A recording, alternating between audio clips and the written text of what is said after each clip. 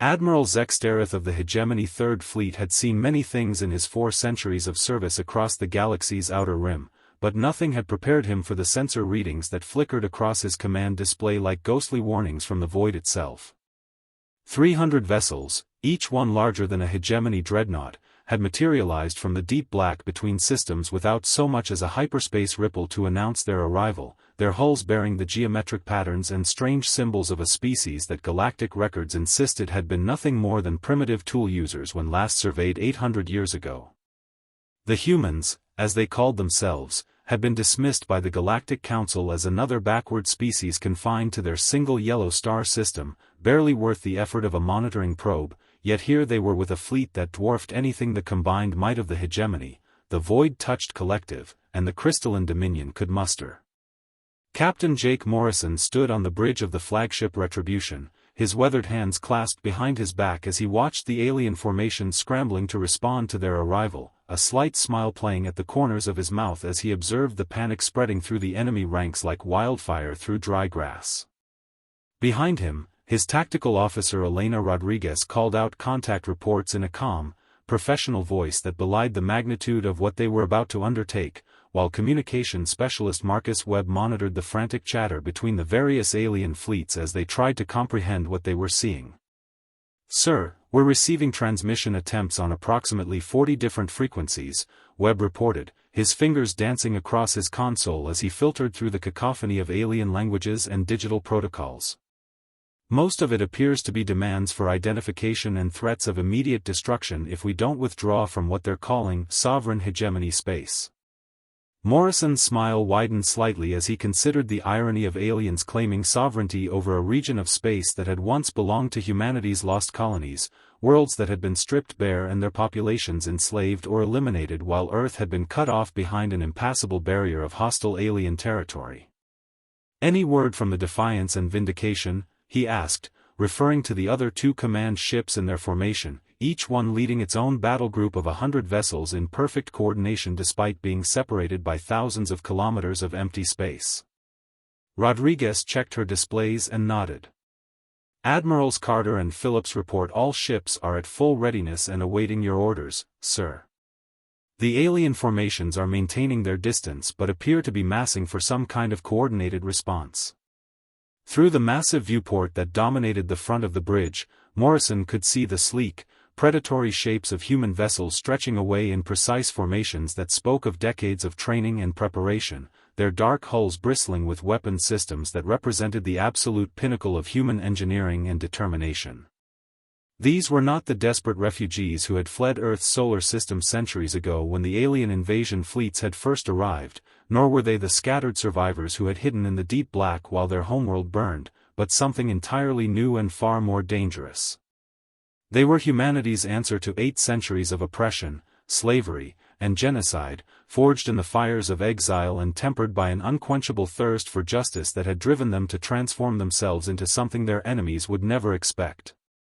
"Sir, the lead hegemony vessel is transmitting what appears to be a standard surrender demand," Webb announced, his voice carrying a note of dark amusement.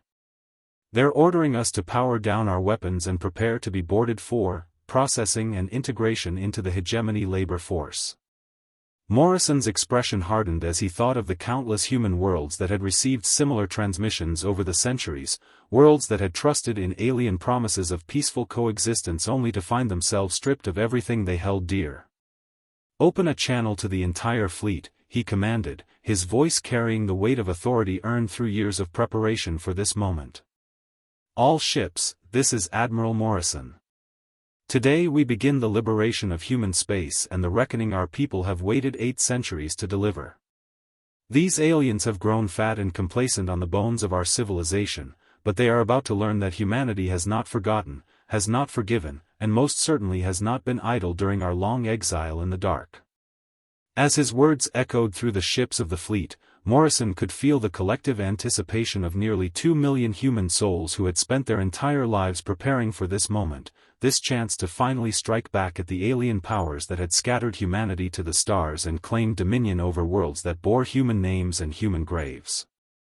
Admiral Zextereth felt his four hearts skip synchronized beats as the sensor data streaming across his tactical displays revealed details that defied everything the Galactic Council's xenobiology reports had claimed about human capabilities, their vessels showing energy signatures that registered beyond the upper limits of hegemony measurement systems while maintaining perfect formation discipline that spoke of military coordination far exceeding anything in their databases. The human fleet's response to his surrender demands had been silence, a cold and calculating quiet that was somehow more terrifying than the usual bravado or desperate pleas that typically preceded the destruction of primitive species who wandered into hegemony space without proper authorization. Fleet Commander Vex Nash of the Void-touched Collective found herself questioning the reliability of her own sensors as she watched the human vessels begin to move in patterns that seemed to bend the very laws of physics, their massive hulls accelerating and changing direction with an agility that should have been impossible for ships of their size, while their formation remained as tight and coordinated as a school of predatory fish moving through dark water. "My lord," whispered Science Officer Krelmoth, his usually steady voice trembling with barely contained fear as he bent over his analysis console, "the energy readings from their weapons systems are unprecedented. Our computer models cannot even begin to calculate the potential destructive capacity of what they're carrying." Zextereth's mandibles clicked together in agitation as he processed this information, his tactical mind racing through possibilities and scenarios while a growing dread settled in his stomach like cold stone. Lieutenant Commander Sarah Mitchell stood at the weapons control station aboard the Retribution, her fingers hovering over targeting systems that represented technology the aliens couldn't even begin to comprehend, systems that had been refined and perfected during humanity's long exile in the spaces between stars where survival had demanded innovation beyond anything their former captors could imagine. "Admiral, we have weapons lock on all primary targets," she reported with professional calm that masked the fierce satisfaction burning in her chest as she watched the alien fleet struggle to understand what they were facing. Captain David Thompson aboard the destroyer Vengeance monitored his ship's stealth systems with quiet pride, knowing that despite being in plain sight of the alien sensors, his vessel was effectively invisible to their targeting computers thanks to technology developed in the hidden shipyards of the outer dark where humanity had spent centuries learning to hide from their oppressors. The alien formations began to shift and spread, their commanders clearly recognizing that they were facing something far beyond their previous experience, but their movements were clumsy and predictable, the actions of species that had grown complacent after centuries of unchallenged dominance over lesser civilizations. Morrison watched the enemy repositioning with the detached interest of a chess master observing an opponent's inevitable mistakes, his strategic mind already 3 moves ahead as he considered the various ways this confrontation could unfold, each scenario ending with the same result that humanity had been planning and preparing for across 8 centuries of exile.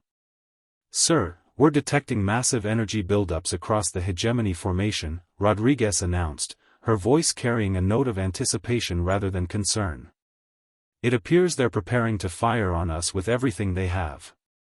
The Admiral nodded slowly, having expected nothing less from species that had built their galactic empire on the principle that overwhelming force could solve any problem they encountered, never imagining that they might one day face an enemy that had been forged in the crucible of their own oppression and had emerged stronger for the experience. "All ships, prepare for combat operations," Morrison commanded, his voice carrying clearly through the fleet communication system. "Remember, we are not here for conquest or revenge alone, but to reclaim what was taken from us and to ensure that no other species suffers as humanity has suffered under alien rule." As his words echoed through the ships of the human fleet, Zextereth made the fateful decision to open fire, his weapons batteries unleashing torrents of plasma and particle beams that had been sufficient to destroy countless worlds across the galaxy, never realizing that he was about to discover just how far humanity had advanced during their long absence from galactic affairs, and how thoroughly they had prepared for this moment of reckoning that would shake the foundations of the established order. The plasma torrents and particle beams that erupted from the hegemony formation painted space in brilliant colors of destruction, weapons that had reduced entire planetary defense fleets to glowing debris, yet as they struck the human vessel something impossible happened that sent shockwaves of disbelief through every alien bridge in the combined fleet. The energy blast simply dissipated against shimmering barriers that appeared around each human ship like translucent shields of pure force, the deadly energies being absorbed and redirected harmlessly into space while the human formation continued its steady advance without so much as a fluctuation in their perfect positioning.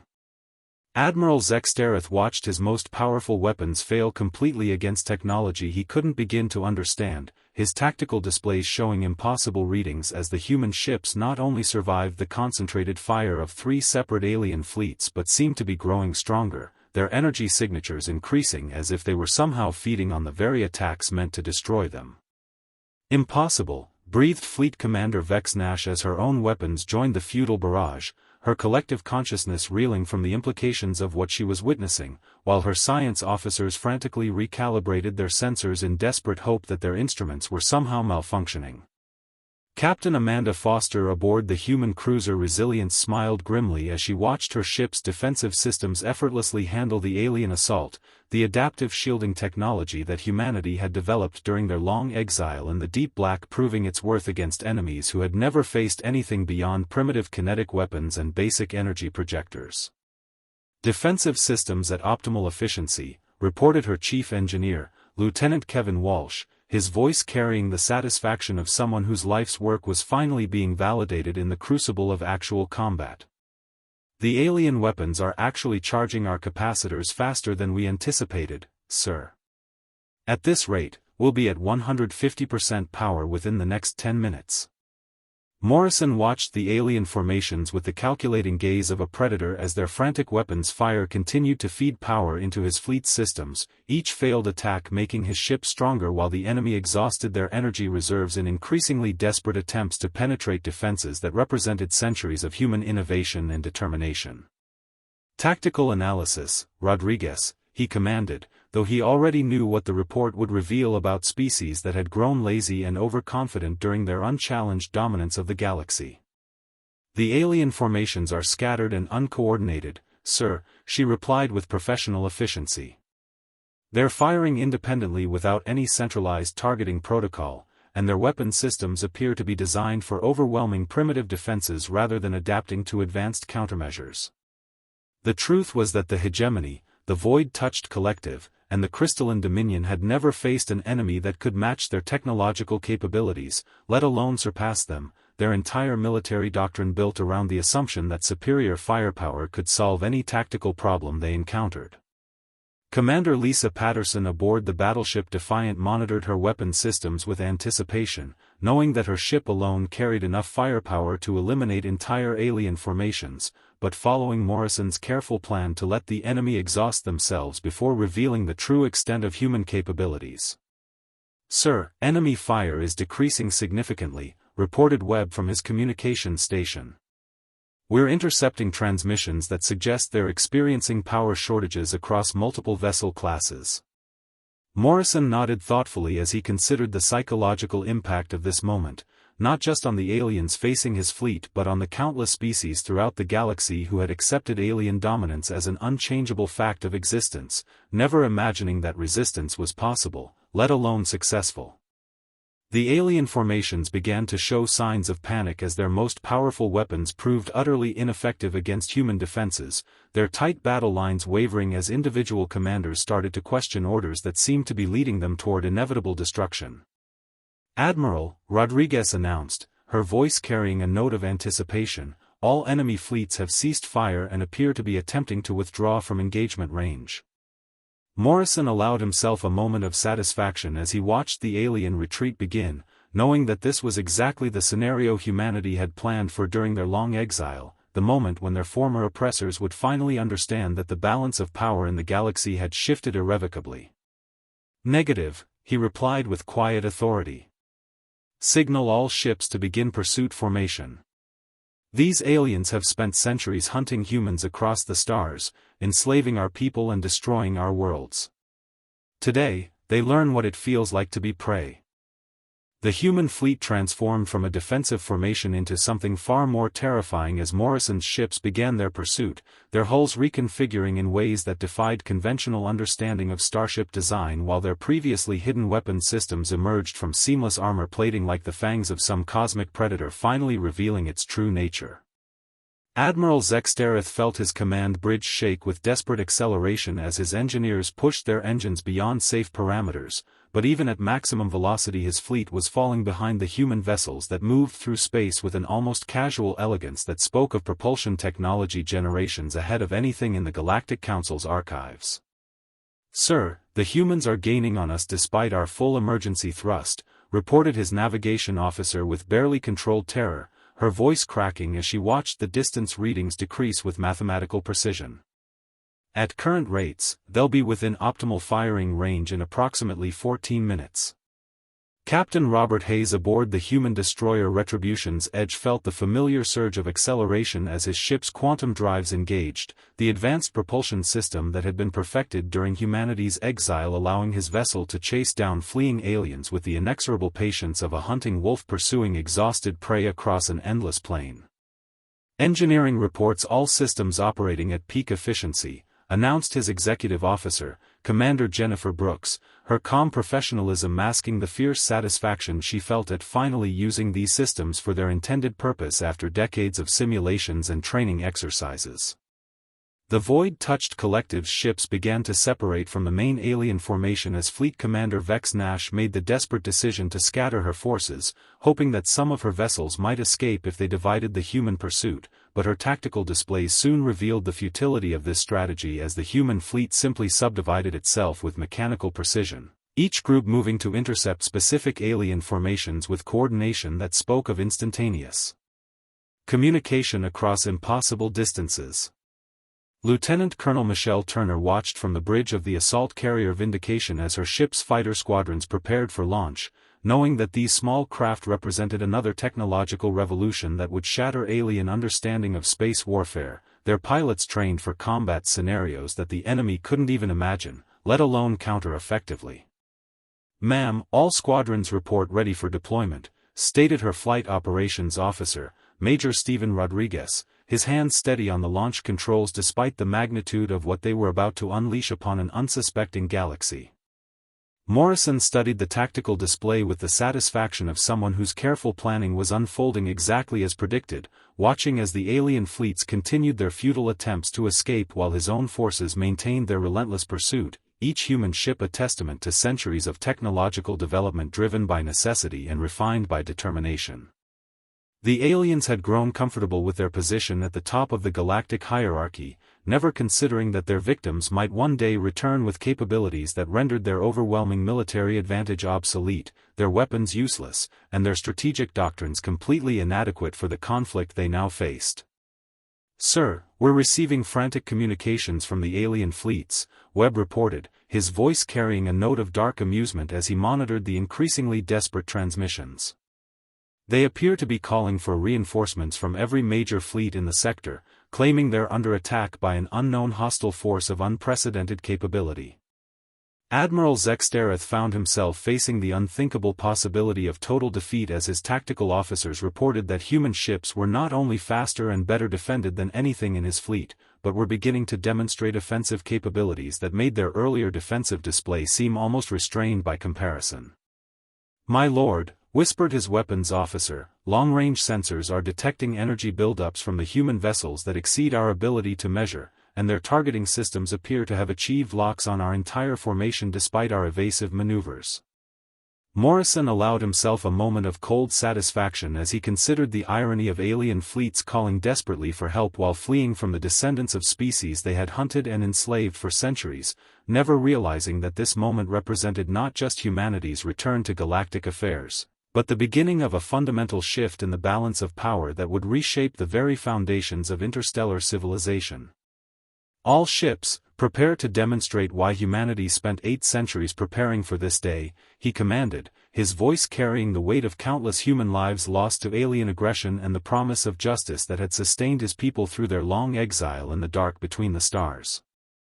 The moment Admiral Morrison gave the order to engage, space itself seemed to convulse as the human fleet unleashed weapons that redefined the very concept of destructive capability, their ships firing coordinated volleys of energy that carved through the void like surgical instruments wielded by the hands of an angry god, each beam precisely calibrated to disable rather than destroy, demonstrating a level of technological sophistication that left the alien formations reeling in shock and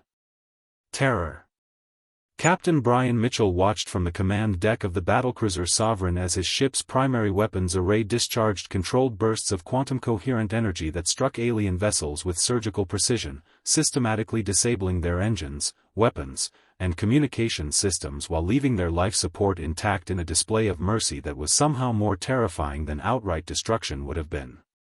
Admiral Zextereth felt his flagship lurch violently as invisible forces seized control of his vessel's systems, his command displays flickering and dying one by one while his engineering teams reported that their quantum cores were being somehow dampened by external interference that bypassed every defensive protocol in their databases, leaving his once mighty dreadnought as helpless as a drift hulk floating dead in space. "Sir, the human weapons appear to be some form of directed quantum manipulation," reported Lieutenant Commander Rachel Thompson from her science station aboard the Retribution, her voice filled with professional admiration for the elegant precision of their technology. "They're not destroying the alien ships so much as simply turning them off, like someone disconnecting a power source." Fleet Commander Vex Nash experienced the collective terror of her networked consciousness as ship after ship in her formation fell silent, their crews unharmed but their vessels completely powerless, floating helplessly while human ships moved among them with the casual confidence of shepherds tending to a flock of domesticated animals. The crystalline Dominion's geometric vessels, with their supposedly impenetrable lattice hulls, proved no more resistant to human weapons than their organic counterparts, their crystalline matrices simply ceasing to function as quantum fields manipulated the very atomic bonds that held their structures together, leaving them intact but utterly defenseless. Morrison studied the tactical display with satisfaction as his fleet systematically disabled every alien vessel in the sector without losing a single human ship or taking a single casualty. The perfect execution of strategies that had been refined through centuries of preparation and planning by people who had never forgotten the taste of defeat and had dedicated their entire civilization to ensuring it would never happen again. "Webb, open a general communication channel to all alien vessels," he commanded, his voice carrying the authority of someone who had just demonstrated that humanity possessed the power to reshape the fundamental rules of galactic warfare with nothing more than a casual display of technological superiority. Captain Lisa Reynolds aboard the support vessel Harmony coordinated the deployment of boarding shuttles that moved toward disabled alien ships with practiced efficiency, their crews trained not for conquest but for liberation, ready to free any human captives they might find while gathering intelligence about the current state of galactic affairs and the location of other human populations scattered throughout the galaxy. "Sir, we're receiving surrender transmissions on all frequencies," Webb announced, his console lighting up with incoming communications from dozens of alien vessels whose crews had finally grasped the hopelessness of their situation. They're requesting terms for capitulation and offering to provide information about human populations in their territories. Admiral Zextereth found himself staring at a communication screen that displayed the face of Admiral Morrison, a human whose calm expression and steady gaze spoke of someone who held the power of life and death over entire fleets but chose to wield it with restraint that was somehow more intimidating than any display of rage or cruelty could have been.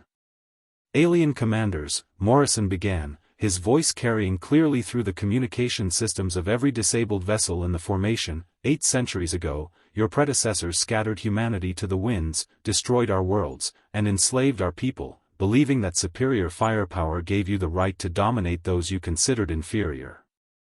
The silence that followed his words was deafening as thousands of alien crew members across dozens of ships waited to learn their fate from the representatives of a species they had dismissed as primitive and helpless.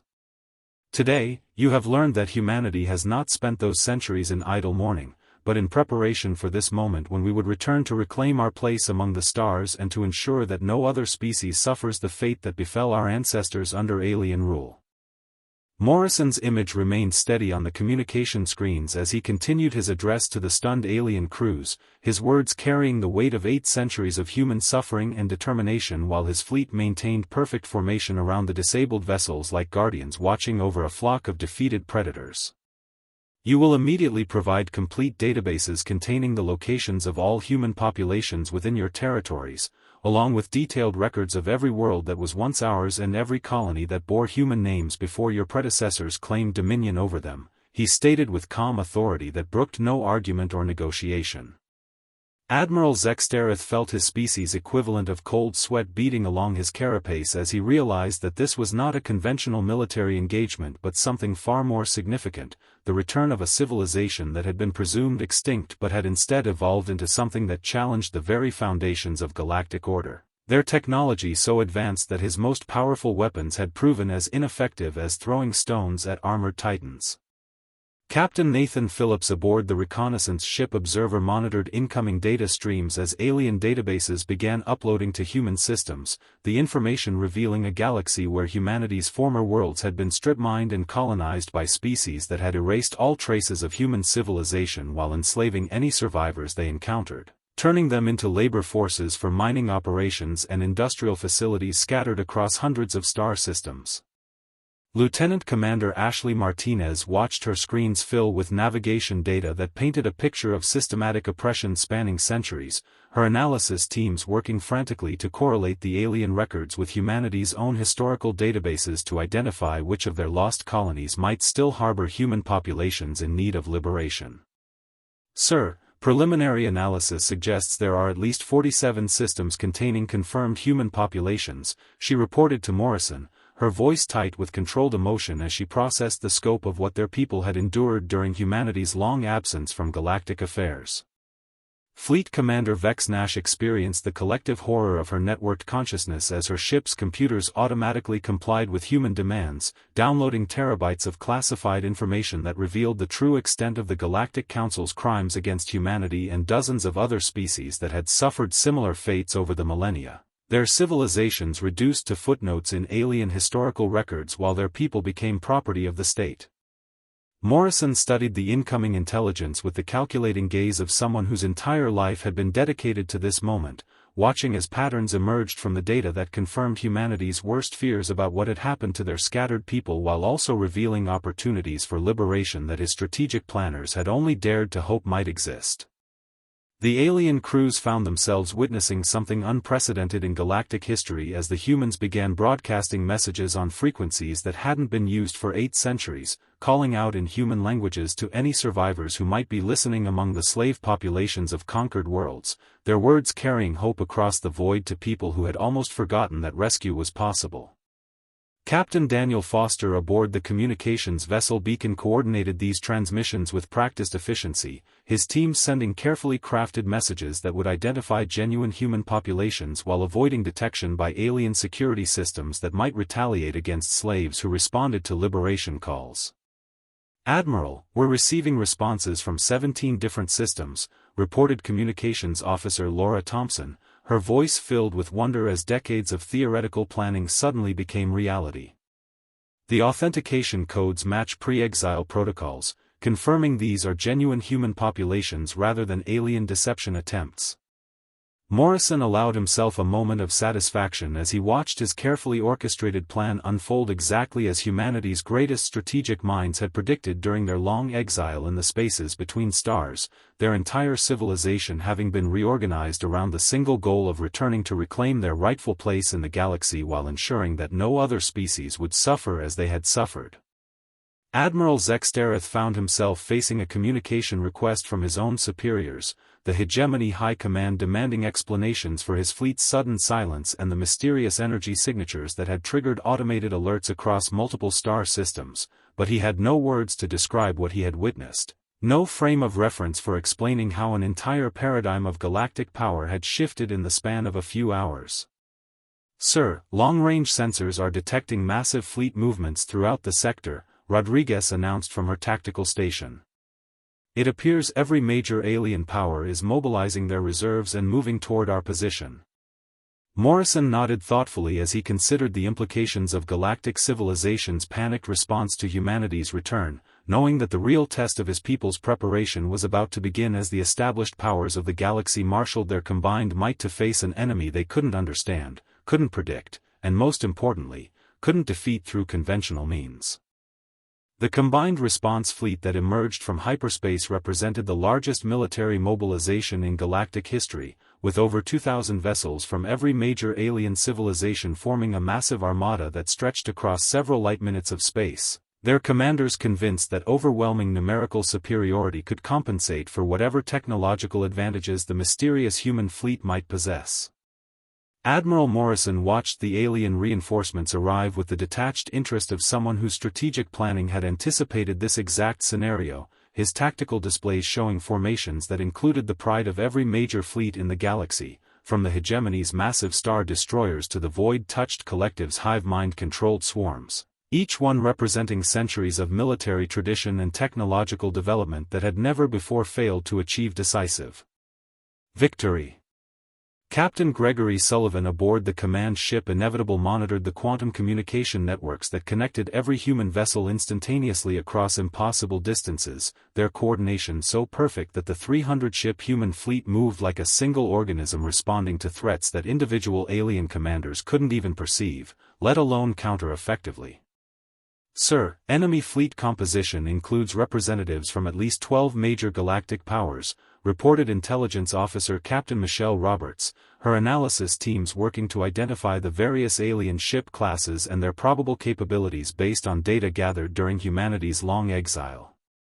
Total vessel count is approaching 2,300 units, with energy signatures suggesting they've brought everything they have.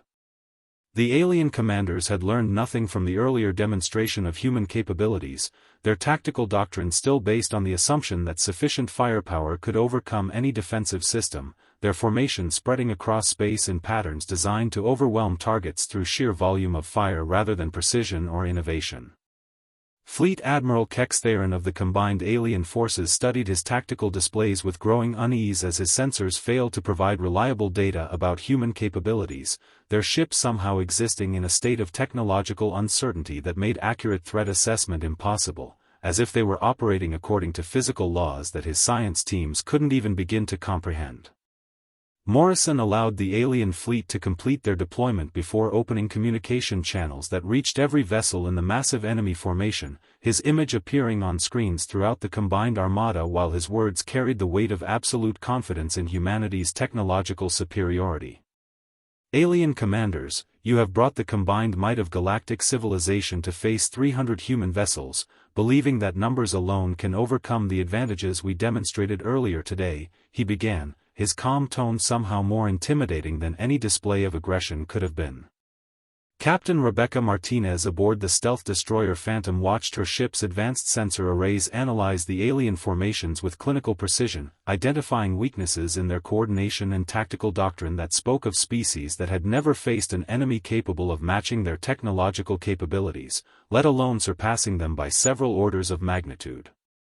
Today, you will witness the full extent of human technological development during our 8 centuries of exile, and you will understand why we chose to remain hidden until we possessed the capability to reshape galactic civilization according to principles of justice rather than dominance, Morrison continued, his words echoing through alien command centers where thousands of officers struggled to maintain confidence in the face of something beyond their comprehension. The human fleet began to reconfigure itself in ways that defied conventional understanding of starship design, their hulls flowing like liquid metal as hidden systems emerged from what had appeared to be solid armor, revealing weapons arrays and defensive systems that represented technology so advanced it might as well have been magic to observers whose own civilizations had stagnated during centuries of unchallenged supremacy. Admiral Zextereth watched in horror from his disabled flagship as energy readings from human vessels climbed beyond his instrument's ability to measure, their ship somehow drawing power from sources that his science teams insisted were theoretically impossible, yet undeniably real as the quantum fields around each human vessel began to distort spacetime itself in ways that made targeting solutions meaningless. Sir, the human fleet is generating some form of collective field effect, reported Science Officer Commander Paul Anderson from the research vessel Discovery, his voice filled with professional fascination despite the tactical implications of what he was observing. They appear to be manipulating fundamental forces at a macro scale, essentially rewriting local physics within their operational area.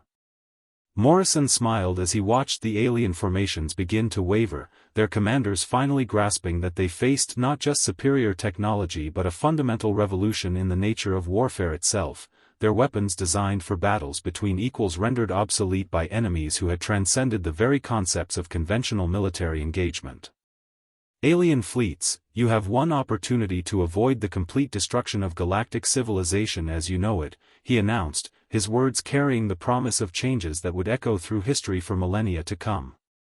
Surrender unconditionally, provide full cooperation in the liberation of all enslaved human populations, and accept the new reality that humanity has returned to claim its rightful place as guardians of justice and freedom throughout the galaxy. The silence that followed Morrison's ultimatum stretched across space like a held breath, 2,000 alien vessels hanging motionless in formation while their commanders grappled with the impossible choice between unconditional surrender to a species they had dismissed as primitive or facing complete annihilation from technology that rendered their combined might as obsolete as stone weapons against orbital bombardment platforms. Fleet Admiral Kextheron felt the weight of galactic history pressing down upon his command bridge as he realized that his response would determine not just the fate of his fleet but the entire future of interstellar civilization, the established order that had dominated the galaxy for millennia hanging in the balance of this single moment. Captain Thomas Wilson aboard the human flagship Liberation monitored the quantum field generators that surrounded the human fleet like invisible shields, their technology drawing power directly from the fundamental forces of the universe while simultaneously projecting defensive barriers that could withstand anything the combined alien armada might unleash, making the numerical disparity between 300 human ships and over 2,000 alien vessels completely irrelevant. "Sir, we're detecting massive power fluctuations throughout the alien formation," reported Tactical Officer Commander Sarah Johnson, her instruments tracking the desperate attempts of alien engineers to boost their weapons systems beyond safe operating parameters in preparation for what they surely realized would be their final battle. Morrison watched the alien fleet's preparations with the patience of someone whose victory was already assured, knowing that even if every alien vessel fired simultaneously with maximum power, their combined assault would prove no more effective against human defenses than the earlier attacks that had only served to charge his fleet's energy reserves to unprecedented levels. Admiral Zextereth made the decision that would define the rest of galactic history as he activated his fleet-wide communication system, his voice carrying across space to reach every vessel in the combined alien armada. "All ships, stand down weapons and prepare for unconditional surrender," he announced, the words tasting like ashes in his mouth but representing the only rational choice for someone who had witnessed what human technology could accomplish when deployed with merciful restraint rather than genocidal intent. The capitulation of the largest military force in recorded galactic history took place without a single shot being fired, alien commanders throughout the formation acknowledging the futility of resistance against enemies whose capabilities transcended conventional understanding of warfare, their proud fleets reduced to helpless observers of humanity's triumphant return to galactic affairs. Captain Jennifer Adams aboard the rescue vessel Hope coordinated the immediate deployment of Liberation fleets toward the 47 star systems identified as containing enslaved human populations, her ships equipped with medical facilities and support systems designed to care for people who had endured centuries of oppression while maintaining their cultural identity and hope for eventual freedom. Within hours of the alien surrender, human rescue teams were landing on worlds that had been stripped of their original names and inhabitants, finding survivors who had preserved fragments of human culture through generations of slavery, their joy at liberation matched only by their amazement at the technological marvels their rescuers commanded with casual expertise. Morrison stood on the bridge of the Retribution as reports flooded in from across the galaxy, each one confirming successful liberation operations and the discovery of human populations that had maintained their identity despite centuries of alien oppression, their reunion with their lost civilization marking the beginning of a new chapter in galactic history. The transformation of interstellar civilization proceeded with the same methodical precision that had characterized humanity's return, alien governments finding themselves restructured according to principles of justice and equality while their military forces were disbanded and their resources redirected toward rehabilitation and reconstruction programs designed to heal the wounds of millennia of oppression. "Sir, incoming transmission from Earth," announced Communications Officer Webb, his voice filled with emotion as he processed confirmation that humanity's homeworld had survived the long centuries of isolation and was ready to reclaim its place as the heart of human civilization. Morrison smiled as he considered the irony of aliens who had once hunted humans across the galaxy now serving as willing participants in the liberation of their former victims. their cooperation ensuring that the transition to a new galactic order would proceed smoothly while demonstrating that even the most entrenched systems of oppression could be reformed when faced with sufficient determination and technological superiority. As the human fleet began its journey toward the core worlds where the real work of galactic reconstruction would begin, Morrison reflected on the 8 centuries of preparation that had made this moment possible, knowing that humanity's long exile in the dark between stars had ended not with revenge but with the establishment of a civilization based on justice, freedom, and the absolute determination that no species would ever again suffer the fate that had once befallen his own people among the distant stars.